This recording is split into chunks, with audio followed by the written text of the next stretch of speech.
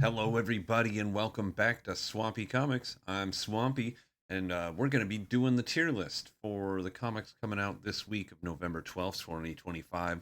So let's jump right into it. First up, we got Action Comics 1092. This is written by Mark Waid with art on this one by Cian Tormey and colors by Ivan Placencia and letters by Steve Wands. We're continuing on with the Superboy arc in this one.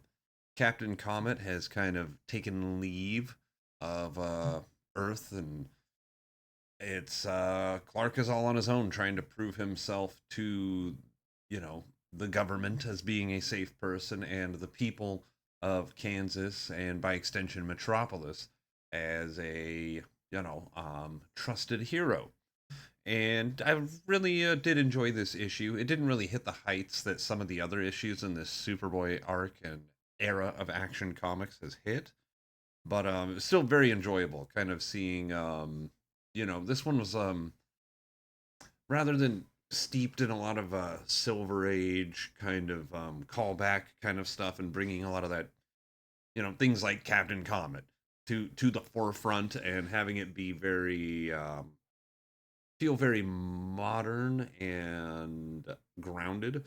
Uh, this is very much in the vein of Superman learning lesson, and I like that kind of storyline. But nothing too crazy going on here. We have him, you know, kind of running afoul of the people of Metropolis because he tries to save a lady who's about to get hit by a truck, and it turns out she's blind, and like the speed and force in which Superman took her just scared the crap out of her, and she ended up having a heart attack. And everybody was like, "Dude, what did you do? Get out of here!" Like, and he's feeling really bad about it. And then he comes back to Smallville, and General Lane has brought the military to Smallville. Kind of, it's really like, I don't know if they got to be doing it a little bit on purpose. I'm not sure, but it's just crazy that in the same month of Absolute Superman, we have Lazarus Corporation storming Smallville with their tanks, and in Action Comics, we have a young uh, Prime Earth Clark Kent, Earth One Clark Kent, totally dealing with, uh, you know, it's just the same thing. I mean, I'm just a little mind blown. And also with the way that earlier parts of this Action Comics run were echoing the main Superman comic with the dealing with the anger and all that. I mean, there's so much synergy going on here. I really enjoy it. But this, like I said, this issue at its core was just a very basic Clark learning lessons issue. And for the basicness and no other reason, this is just going to go in a solid B tier for me.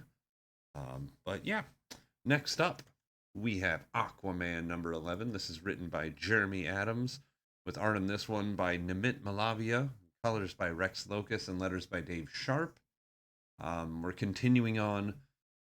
This is a bit of a DCKO tie in, although not as strong as some of the other ones, which is great because we're continuing on with the story of dealing with Mara being stuck in Atlantis, or rather being able to be released from Atlantis's hidden state to kind of maybe hopefully find Arthur and figure out what's going on, which she unfortunately doesn't in this issue, but it's setting up some cool stuff as she went back to her former kingdom that's all ruined, and finds a former suitor of hers, and we'll see what's around the corner with that. But we also had the Aquatine, the Justice League Blue, so to speak, uh, consisting of Aquaman, Adrena Curry, Arion, Captain Nemo, Lori Lamaris, Titanus, Vivian, and Zan. I mean, quite a big roster for all these characters. We have them coming upon some parademons that are attacking a cruise ship, defeating them, following them to the source where we find out the Deep Six, which is a cool call out to any the New Gods Jack Kirby fans. Deep Six were part of that original run. One of Orion's earliest, confrontations was against the Deep Six, and it's cool to see them here.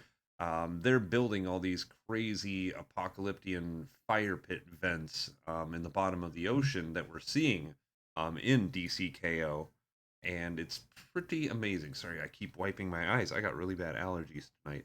Um, but it's really cool to see that that's the tie-in. You know, we're not forcing too much of the event into the comic, but we're rounding it out and showing how things happened. You know, Titans was involving, you know, how people got evacuated. The Flashes were kind of involving like why they're not in, you know, why Wally West and Impulse aren't in the middle of things along with other speedsters possibly. And this one is showing like this is how all the events, they didn't just appear, they were built by Darkseid's forces and from Apocalypse itself. And the big cool reveal of Granny Goodness showing up here really popped me. This was just a really fun issue. I'm really enjoying Jeremy Adams' Aquaman. It continues to intrigue and interest me. Um, but nothing too crazy happened here. So again, another solid B tier. These are both like B pluses, by the way. When I'm talking B tier, I'm talking about a perfectly serviceable, purchasable book. But yeah, just so we're clear. But next up, we got Fantastic Four number 5. This is written by writer Ryan North with art or color by Edgar Delgado, pencils by Umberto Ramos, and letters by Joe Caramagna. And in this one, we have the boys going off to a fishing trip to the negative realm, I guess. I'm still learning a lot of these weird side Marvel things. But yeah, we got Flash and or Flash, Johnny Storm, the Thing, and Reed Richards going off and you know, leaving Sue and Alicia behind. Uh, you know, kind of watch the fort while they go have fun, and you know, not 10 minutes into it, all of a sudden Black Cat shows up at the door. She has guns pointed at her by cops, and she is covered in blood, asking for Sue Storm's help. And yeah, it's all about this caper where she's been framed for murder, and like she comes to Sue because she's like, "You're the only one that can help me. I really didn't do this, dude. I wasn't doing anything wrong this time." And you know, Sue kind of doesn't believe her, but reluctantly helps her. And yeah, this mystery that unfolded was completely captivating and fun to read, and a great little one and done, and maybe setting up some more, you know, friendship in between Sue and Black Cat. You know, it'd be cool for somebody kind of a little more squeaky clean like Sue to have a one little foot in the underworld through a friend like Black Cat. But I really enjoyed this or issue. This was fantastic. This was just great. This kept me enthralled the whole time. I didn't guess the turn, and it was just a lot of fun. And you're gonna pop me anytime somebody shows up with an old discarded artifact that can really cause trouble. You know, when that artifact comes from a big villain and somebody mundane kind of gets that into their hands without spoiling any much more. Yeah, I really like that and really love this issue. Fantastic Four number 5 is going an A tier for me. This was a lot of fun. I'm gonna try to get my fiance to just read this issue and see what she thinks about it. And she ain't a superhero person, but I think she'll really like this. Next up, Green Lantern Corps number 10. This is written by Morgan Hampton with art shared by Will Conrad, Igiguara, and Eau Claire Albert, with some pencils by Fernando Passerin and the inks by Eau Claire Albert. A lot of credits on this one. Colors by Arif Prianto and Matt Herms, and letters by Dave Sharp.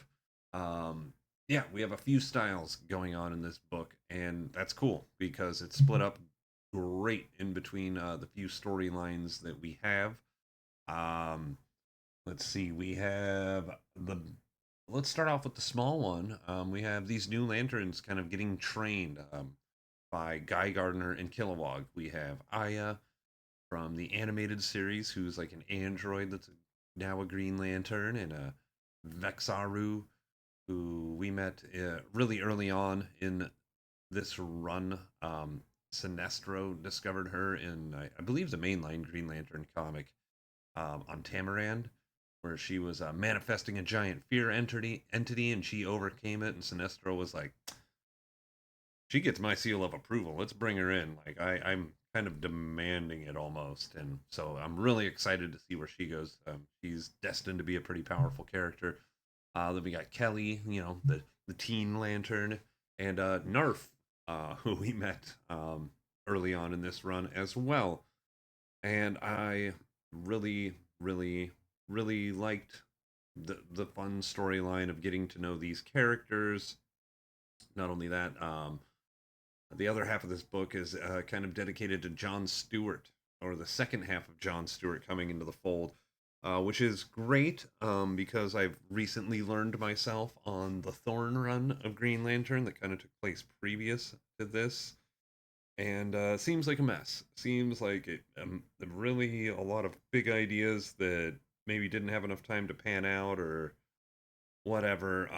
But John Stewart got split into two people, and we really or two John Stewarts, and so we really needed to wrap that up. And I'm a big fan of just going and tying a nice, neat bow on it. John Stewart's back, as is his lover Katmatui from way back in the day, and yeah, I'm here for it. He looks cool. I love his beard. I love his new Green Lantern costume, and this is all very cool. Um, and in total Green Lantern Corps fashion, this ends, with a pretty cool, action scene splashed throughout. And I say splashed because we see a character from issue one of Green Lantern Corps return.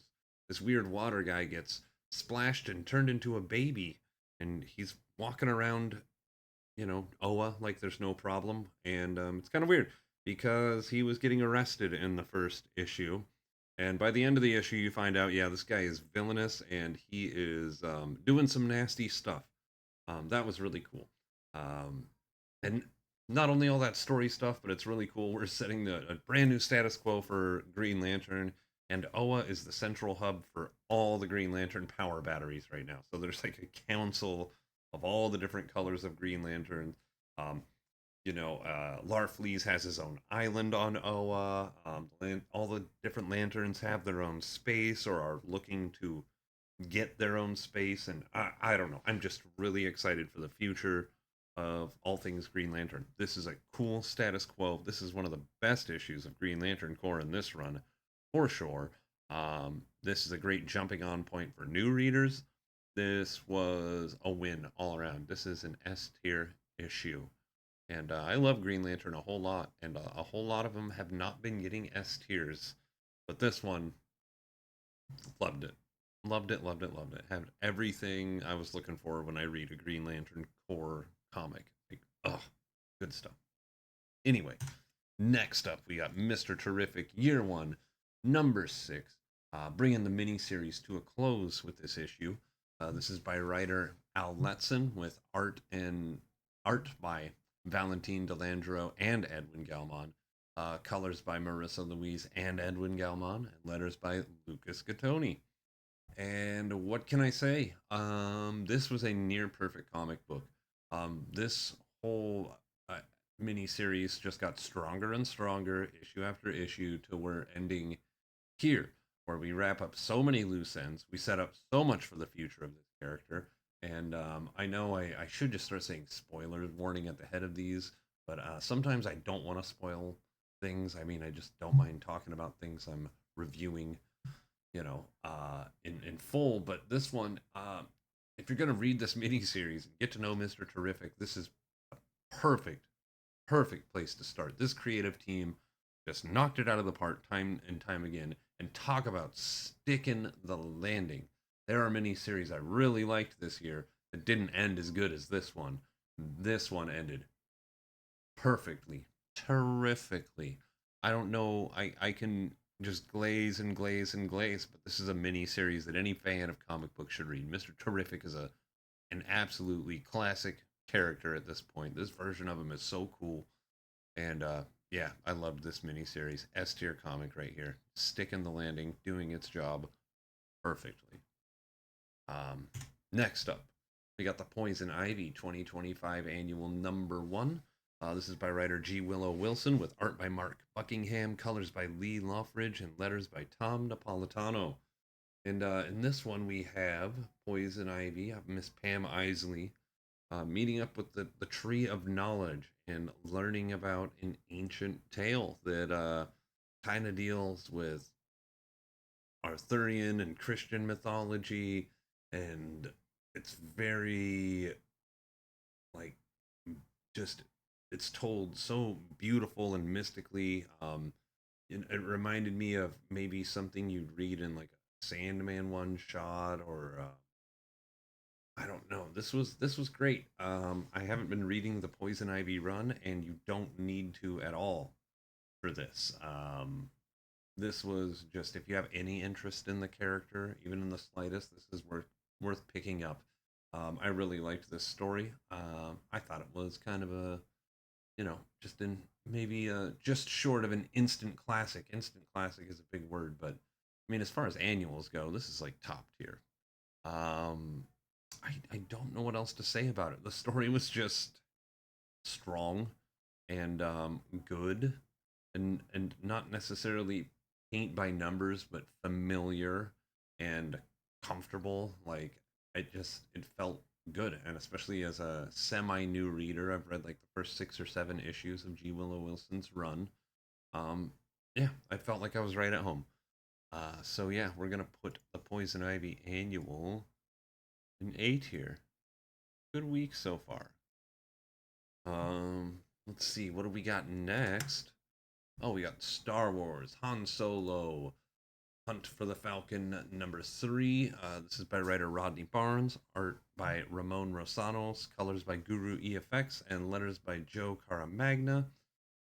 And yeah, this was more Han Solo and Chewie palling around, dealing with these guys called the Irving boys, trying to get a location, kind of trying to get a lead on the Millennium Falcon, which they do. But in the midst of that, Han and Chewie are also dealing with some personal issues where Chewie's calling him out for being a deadbeat dad and husband, and Han's kind of having those own conflicts in his own head, thinking about his family and kind of what a stubborn ass he is, and it's pretty great.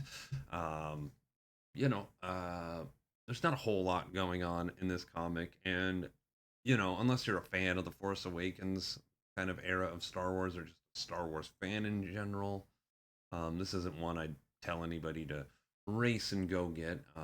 We do get Unkar Plutt, Mr. Quarter Portion, showing up at the end of this issue, and it's kind of funny that he's our kind of big bad with 2 more issues to go. It kind of seems like that's where we're going, especially since we know at the end of this story they're not getting that shit back. Yeah, it's fun. It's fun. Nothing to write home about.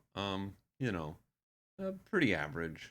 Pretty average. So it's gonna go C tier. Guy Gardner's a little unimpressed, but he's not feeling anything too negative about it. Next up, we got Supergirl #7.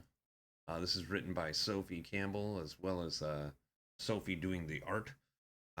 We got colors by Tamara Bonvillain and letters by Becca Carey. And in this issue, we have the Danvers getting together for Thanksgiving with Les Lallar, who is, of course, from the bottled city of Candor and is unfamiliar with these Thanksgiving ways. But not only that, there's a problem. Uh, Kara has not shown up to dinner.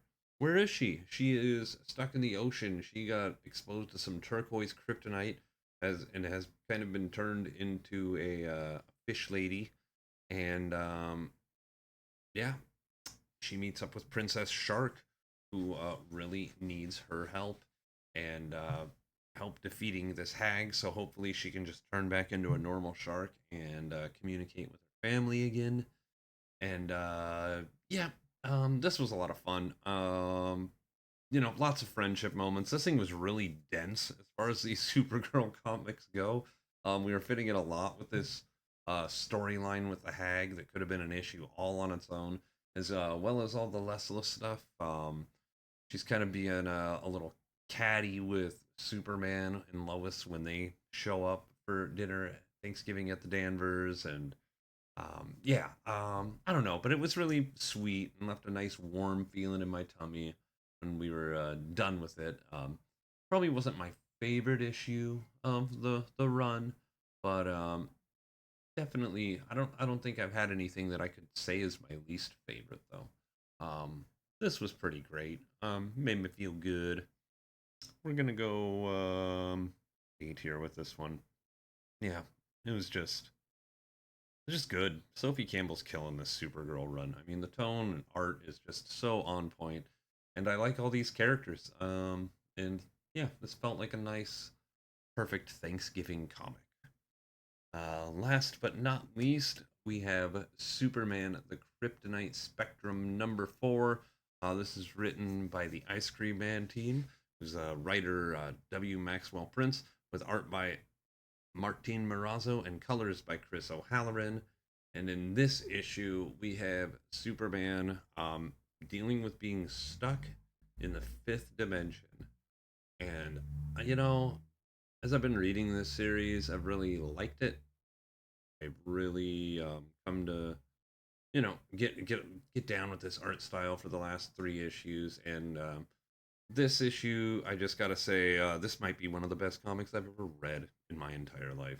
This thing was so fun and actually funny and really smart, and and not in that way where only smart people get it, just doing things that I wouldn't expect. I mean, you really feel like you're in the topsy turvy fifth dimension dealing with all the weird things that happen within the pages of this book. I mean, this is really an achievement, and I feel so privileged to be buying this comic right now, um, as it's gonna truly be heralded as a classic Superman story for years to come. Like, this one really stands out from the herd, like an all-star Superman or a Superman for all seasons.